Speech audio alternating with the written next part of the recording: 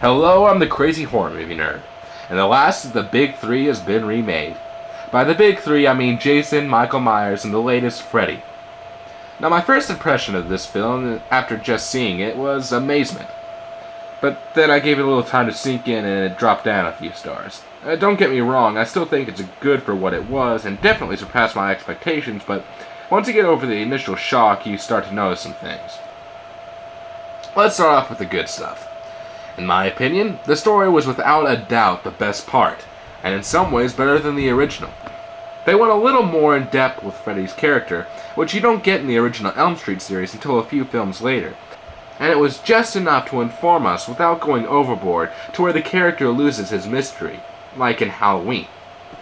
The only drawback to this new story is that Nancy kinda gets demoted to a supporting character rather than the heroine. Instead, the film finds the first half of it focusing on this new girl, Chris, who I think was the remake's equivalent of Tina from the original. After she dies, Nancy sort of just slips in and finishes up the story, which I kinda felt cheated on. Another plus for this movie was Jackie Earle Haley, who was great as Freddy. I'll admit, when I first heard they weren't bringing back Robert Englund, I was furious, and remained that way even as I was waiting for the movie to start. Though I still believe Robert Englund is Freddy Krueger, and I would have much rather seen him again on screen, there is no doubt that Haley was the right pick to replace him. Of course, there's no way he could ever live up to Englund's performance. He did, however, do a fantastic job, and even brings his own unique feel to the character. Unfortunately, that is the only good thing about the new Freddy. One of the biggest complaints I've had with this movie so far is his new face. It looks horrible. It doesn't even make him look more like a burn victim, it just makes him look stupid. I can understand trying to reimagine the character, but when the original makeup is so perfect as it is, it's just a sign you leave it alone. That's just one thing that bothered me throughout the film, and all I could think of was how much more enjoyable it would have been to see Haley in the original makeup. I'm sorry, his face is just laughable, and I've thought this from the first time they ever released a trailer. The only thing I believe was better than the original was the ending. I don't want to give it away, but let's just say that they take the pulling the mother through the window thing to the next level. Now on to the bad stuff. Well, I guess my biggest complaint with this film was the excessive use of boo scares.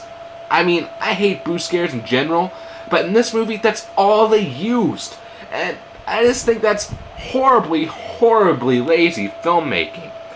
Anybody can get a scare by randomly having something pop out and make a loud noise. It's just cheap.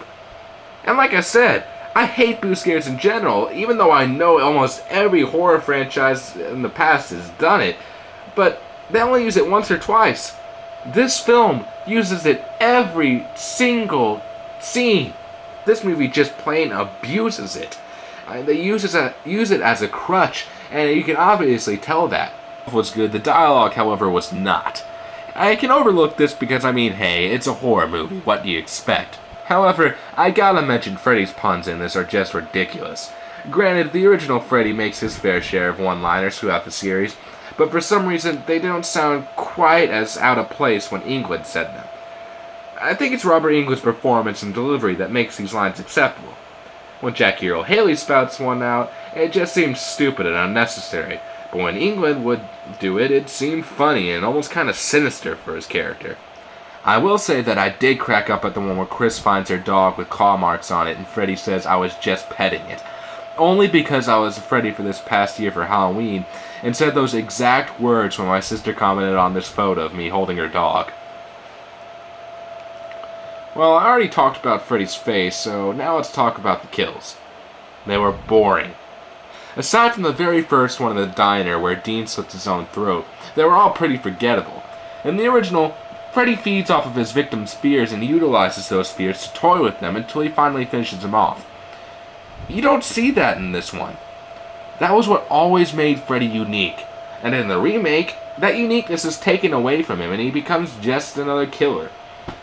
In the original, it had those times where you don't know if it was a dream or not. But when you find out it's a dream, all sense of reality goes away and you know you're in the dream world. In the remake, however, there's not a real distinction between the real world and the dream world. And by that, I mean the dream world is boring. and that Freddy might as well be a living person killing them off in the real world. Now, before this film came out, there was a period of time when it was a possibility of being rated PG-13 in order to broaden its audience. This did not make me happy. But when I went to see it, aside from a bit of language, I honestly didn't see why it was rated R. It wasn't violent, it wasn't that scary, it wasn't that bloody, and there was no nudity. I'm not saying I would rather it have been rated PG-13, I'm simply saying that if you're gonna have an R rating, use it. Because frankly, I didn't see much of a difference between it and any other PG-13 horror film that has come out the past few years. Overall, it was a pretty good horror film and a decent remake. If you're a Freddy fan, I would say go see it. You might be a little disappointed, but it's definitely worth a see. I'm a crazy horror movie nerd, and the Nightmare remake gets 6 out of 10.